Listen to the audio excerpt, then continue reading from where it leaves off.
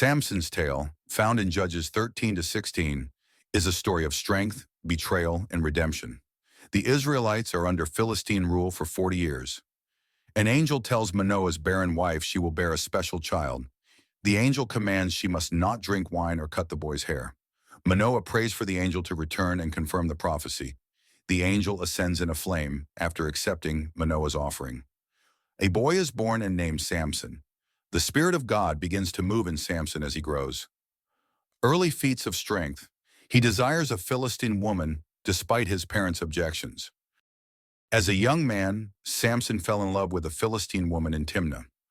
On his way there, he killed a lion with his bare hands. Later, he found honey inside the lion's carcass, ate it, and gave some to his parents. At his wedding feast, he challenged 30 Philistines to solve a riddle. Out of the eater came something to eat. Out of the strong came something sweet. Unable to solve it, they threatened Samson's wife, who tricked Samson into revealing the answer. The Philistines solved the riddle, and Samson, furious at the betrayal, killed 30 Philistines in Ashkelon to pay his wager. Samson abandoned his wife, returning later to find that her father had given her to another man. Enraged, Samson set 300 foxes loose with torches, burning Philistine fields. In retaliation, the Philistines burned Samson's wife and father-in-law alive. Furious, Samson slaughtered many Philistines and fled to the cave of Etam, preparing for his next battle. After burning the Philistine fields, Samson hid in the cave of Etam. The Philistines attacked Judah, demanding that Samson be handed over. The men of Judah, fearing the Philistines, tied Samson with new ropes and delivered him to them. As the Philistines approached, the Spirit of the Lord came upon Samson, and he broke free. Finding a jawbone of a donkey, he used it to slay 1,000 Philistines. After the battle, Samson was exhausted and thirsty. He cried to God, who miraculously provided water from a rock. Samson became a judge over Israel for 20 years, keeping the Philistines at bay. Despite his strength, his weakness for women remained, leading to his downfall. One night, Samson visited a prostitute in Gaza. The Philistines plotted to ambush him at dawn. At midnight, Samson arose, ripped the city gates from the ground, and carried them to the hill of Hebron, humiliating the Philistines. Samson fell in love with Delilah, a woman from the valley of Sorek.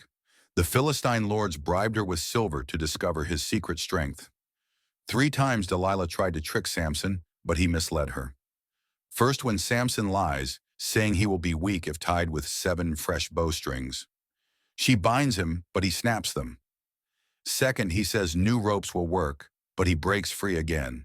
Third, he claims weaving his hair into a loom will weaken him, but he still escapes. Persistent and manipulative, she nagged him daily until he finally revealed, "My strength is in my hair.